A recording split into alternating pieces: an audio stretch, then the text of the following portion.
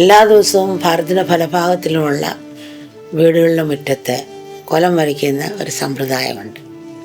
പ്രഭാതത്തിൽ രാവിലെ അടുത്ത പ്രഭാതമാകുമ്പോഴേക്കും അത് മാഞ്ഞു പോകും, അല്ലെങ്കിൽ അത് മായ്ച്ചു കളയും എന്നുള്ളത് നമുക്കറിയാം.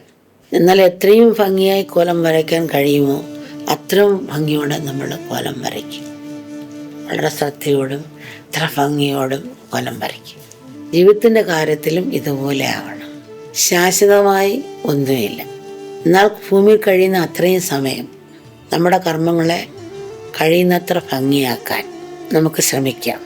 നമ്മുടെ ജീവിതം ഒരു ലോഡ്ജ് പോലെ ആകണം. ലോഡ്ജിൽ കയറുമ്പോൾ നമ്മൾ ഇന്ന ദിവസം ഇറങ്ങണമെന്ന് വെച്ചിട്ടാണ് കയറുന്നത്, ബുക്ക് ചെയ്യുന്നത്. ലോഡ്ജിൽ താമസിക്കുന്ന സന്തോഷത്തോടെ താമസിക്കുന്നു, ഇറങ്ങുമ്പോൾ സന്തോഷത്തോടെ ഇറങ്ങുന്നു. നമ്മുടെ ശരീരം ലോഡ്ജാണ്.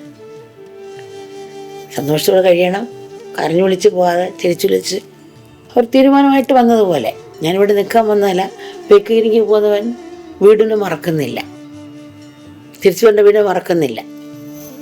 ഞാനൊരു പിക്നിക്ക് വേണ്ടി ഇറങ്ങിയാണ്, തിരിച്ചെൻ്റെ വീടാണ് എത്തേണ്ടതാണെന്നുള്ള ബോധമുണ്ട്.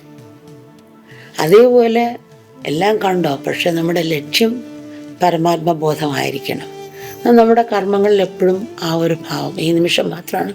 അടുത്ത ശ്വാസം നമ്മുടെ കയ്യിലല്ല, ഈ നിമിഷം മാത്രമാണ്. അതോരോ കർമ്മവും വേഗത്തോടെ ശ്രദ്ധയോടെ നമ്മൾ ഉത്സാഹത്തോടെ പുഞ്ചിരിയോടെ അത് നേരിടാൻ നമ്മൾ ശ്രമിക്കണം. മനുഷ്യജന്മത്തിൻ്റെ ലക്ഷ്യം ഈശ്വര സാക്ഷാത്കാരമാണ്. നമ്മൾ ഈശ്വരനിൽ നിന്നും ഭിന്നമല്ല. അതേക്കുറിച്ചുള്ള നേരിയ ബോധം ഇപ്പോൾ തന്നെ നമ്മളിൽ ഉള്ളിലുണ്ട്. അത് വികസിപ്പിക്കണം, ദൃഢമാക്കണം. അതിനുവേണ്ടി നമ്മുടെ ഈ മനുഷ്യജീവിതത്തെയും ശരീരത്തെയും നമ്മൾ ഉപയോഗപ്പെടുത്തണം. ഒരാളൊരു വീട്ടിൽ കയറി ചെന്നപ്പോൾ ആ വീടിൻ്റെ മൂലയ്ക്ക് ഒരു ചെണ്ട അടക്കുന്നുണ്ട്. അപ്പോൾ അവിടെ ഒരു കൊച്ചു പയ്യൻ നിന്ന്. ആ പയ്യനോട് ചോദിച്ചു, ചെണ്ട നിൻ്റെതാണോ ചോദിച്ചു. കൂട്ടി പറഞ്ഞ അതേന്ന് പറഞ്ഞു. അപ്പോൾ സന്ദർശകൻ ചോദിച്ച്, മോനെ നിനക്കിത് വായിക്കാൻ അറിയാം, കൊട്ടാൻ അറിയാമോ ചോദിച്ചു. കൊട്ടാൻ ഞാൻ പഠിച്ചില്ല, കൊട്ടാൻ എനിക്ക് അറിയില്ല. ഈ ചെണ്ട എനിക്ക് വേണ്ടി മേടിച്ചതാണ്, പക്ഷേ ഈ ചെണ്ട കാരണം എനിക്ക് ആവശ്യമുള്ള പണങ്ങൾ കിട്ടുന്നുണ്ട് ദിവസമെന്ന് പറഞ്ഞു.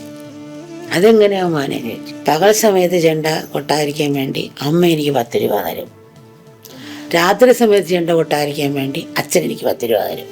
ചെണ്ട വായിക്കാൻ ചെണ്ട കൊണ്ടുള്ള ലാഭം കിട്ടുന്നുണ്ടെങ്കിലും ചെണ്ട കൊണ്ടുള്ള ശരിയായ പ്രയോജനം അതിൽ നിന്നും താളാത്മായ നാദത്തെ ഉണർത്തുക എന്നുള്ളതാണ്.